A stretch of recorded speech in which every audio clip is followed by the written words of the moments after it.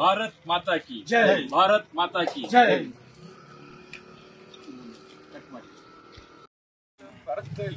ಏನು ಕಾಂಗ್ರೆಸ್ ಸರ್ಕಾರ ಬಿಜೆಪಿಗರ ಮೇಲೆ ಇಲ್ಲಸಲ್ಲದ ಆರೋಪಗಳನ್ನ ಮಾಡಿ ಕೇಸ್ಗಳನ್ನ ದಾಖಲಿಸಿ ಸುಮೋಟೋ ಕೇಸ್ಗಳನ್ನ ದಾಖಲಿಸತಕ್ಕಂಥ ಕೆಲಸವನ್ನು ಮಾಡಿದೆ.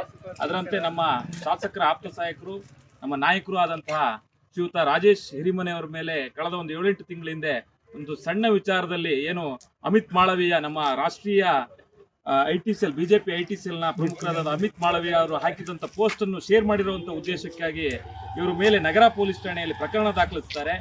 ಅದೇನು ಅಮಿತ್ ಮಾಳವೀಯ ಹಾಕಿರ್ತಕ್ಕಂಥ ಕೇಸು ಏನು ಅದು ಸುಪ್ರೀಂ ಕೋರ್ಟಲ್ಲೇ ಸ್ಕ್ವಾಶ್ ಆಗಿ ಹೋಗಿತ್ತು. ಆದರೂ ಕೂಡ ನಗರ ಪೊಲೀಸ್ ಠಾಣೆಯಲ್ಲಿ ಇವ್ರ ಮೇಲೆ ಪ್ರಕರಣ ದಾಖಲಿಸಿ ಆ ವಿಚಾರವಾಗಿ ಇವರು ನಮ್ಮ ನಿನ್ನೆ ದಿನ ಇವ್ರನ್ನ ನ್ಯಾಯಾಂಗ ಬಂಧನಕ್ಕೆ ಒಳಪಡ್ತಾರೆ. ಆದರೆ ನಮ್ಮ ದೇಶದ ಕಾನೂನು ಅದಕ್ಕೆ ಅವಕಾಶ ಕೊಡಲಿಲ್ಲ. ನಿನ್ನೆ ನ್ಯಾಯಾಂಗ ಬಂಧನ ಆಯಿತು. ಇವತ್ತು ಅವರು ಹೊರಗಡೆ ಬರ್ತಕ್ಕಂಥ ಕೆಲಸ ನಮ್ಮ ನ್ಯಾಯಾಂಗ ಬಂಧನದಿಂದ ಹೊರಗಡೆ ಬರ್ತಕ್ಕಂಥ ಕೆಲಸ ಆಗಿದೆ. ಇಡೀ ದೇಶದ ಕಾನೂನಿನ ಮೇಲೆ ನಂಬಿಕೆ ಇಟ್ಟಿದ್ರು ಅವರು. ದೇಶದ ಕಾನೂನು ಗೆದ್ದಿದೆ ಇವತ್ತು. ವಿಚಾರವಾಗಿ ಬಹಳ ಸಂತೋಷವಾಗ್ತದೆ. ಅವರ ಇನ್ನು ಈ ಮುಂದಿನ ದಿನಗಳಲ್ಲಿ ಹಿಂದೆಲ್ಲ ನೋಡ್ಬೋದು. ಯಾಕಂತ ಹೇಳಿದ್ರೆ ಮೋದಿ ಅವ್ರನ್ನ ಇರ್ಬೋದು, ನಮ್ಮ ಬಿಜೆಪಿ ನಾಯಕರ ಬಗ್ಗೆ ಕೆಟ್ಟದಾಗಿ ಪೋಸ್ಟ್ ಮಾಡ್ತಾರೆ. ಅವ್ರನ್ನ ಯಾರನ್ನೂ ಕೂಡ ಇಲ್ಲಿ ತನಕ ಈ ರೀತಿಯಾಗಿ ಬಂಧಿಸ್ತಕ್ಕಂಥ ಹತ್ತಿಕ್ಕತಕ್ಕಂಥ ಕೆಲಸ ಆಗಿರಲಿಲ್ಲ. ಆದರೆ ಇವತ್ತು ಕಾಂಗ್ರೆಸ್ ಸರ್ಕಾರ ಈ ರೀತಿಯಾಗಿ ನಮ್ಮ ಬಿಜೆಪಿಗರ ಮೇಲೆ ಆಗ್ತಕ್ಕಂಥ ಈ ದೌರ್ಜನ್ಯವನ್ನು ಕಡಾಖಂಡಿತವಾಗಿ ಖಂಡಿಸ್ತೀವಿ ಅಂತ ಹೇಳ್ತೀವಿ. ಹಾಗೆ ರಾಜೇಶ್ ಹಿರಿಮನೆಯವರ ಮುಂದಿನ ರಾಜಕೀಯ ಜೀವನ ಇದೇನೋ ಅವ್ರನ್ನ ಹಣಿಬೇಕು ಅಂತ ಹೇಳಿ ಒಂದಿಷ್ಟು ಸ್ಥಳೀಯ